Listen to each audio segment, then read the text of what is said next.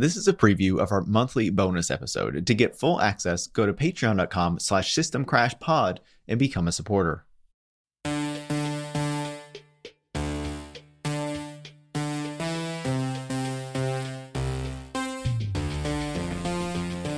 Welcome, System Crashers, to the latest bonus episode where, I don't know, we don't have a proper introduction. Yeah, there we go. Yeah, woo, excitement. Yeah, we love the world right now. It's so fun.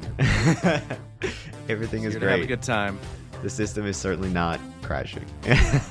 Well, we do have a good topic, I think, for this week's bonus episode. Maybe it picks up on like the Peter Thiel one that we did a couple episodes ago now. A couple bonus episodes, to be clear, not regular episodes. Where, you know, we're thinking about like the relationship between tech and national security and all the stuff that is going on there. But obviously, Peter Thiel is one character in that conversation, the Palantir guys, all those people. But there's another dude whose, I would say, reputation and profile has taken a pretty sharp shift in the past few years. And that is, of course, none other than former Google CEO Eric Schmidt, who is now a big pusher of AI, and particularly AI in the military being adopted by government to protect the power of the American empire, if we want to call it that. That's what I would call it, but maybe some people would disagree.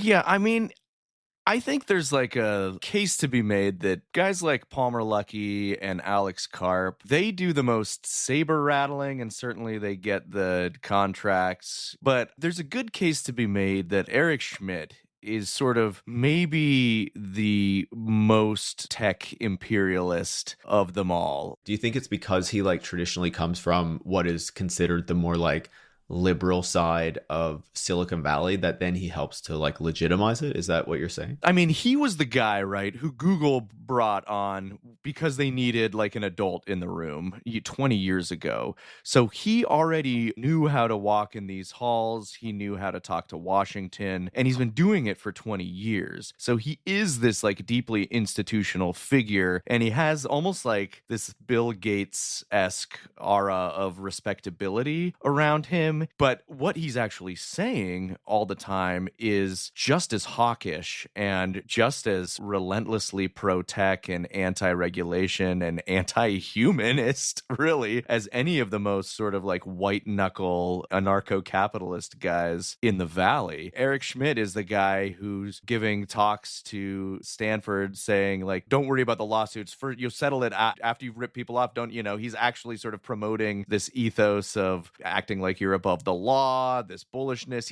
He's really sort of, in the last 5 years especially, amped things up into gunning for more integration with the state. During the pandemic, he was like talking to the state of New York, trying to get more tech contracts sort of farmed that way. He's become this sort of like entrenched figure. He's incredibly wealthy, incredibly powerful, and then he's like writing these AI books with like Henry Kissinger. Yeah. A classic. I never read that. I mean, if we really want to punish ourselves for one of these reading series bonus episodes, we could go back to that. I'm already reading the new Alex Karp book. Like, my God, I can't punish myself by following it up with the Eric Schmidt AI book.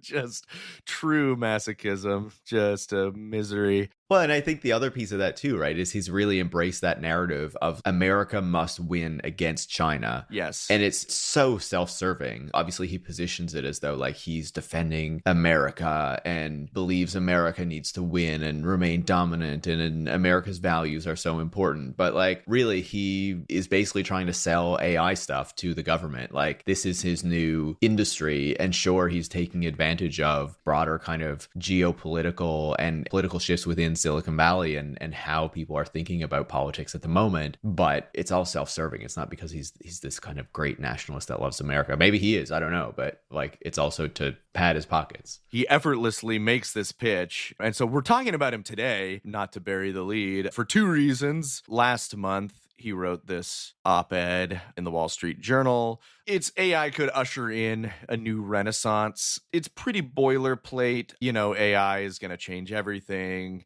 AGI is coming and we're not ready. And I think on its own, if anybody else wrote it, it would be unremarkable. But here's Eric Schmidt with, again, these connections to the military industrial complex and his own portfolio of AI companies. According to CNBC, Schmidt has invested $5 billion of his own cash in AI firms like Anthropic and Stability and a bunch of others over the last 5 years. And I feel like that op-ed is like the less notable of the two things that we're going to be talking about. Like the op-ed really feels kind of like boilerplate boosterism for AI and like AGI, artificial general intelligence in particular. It's repeating a lot of the narratives that we've been hearing the past couple of years about how great AI is and the advancements that it's making because it's acing these like tests and all this kind of stuff. You know, it's the usual kind of bullshit. But then it's like, as I think you're about to tell us, Brian, he goes to this like Senate committee, and this is where I feel like we get the more honest assessment from him of what he sees coming and how he is trying to frame this thing.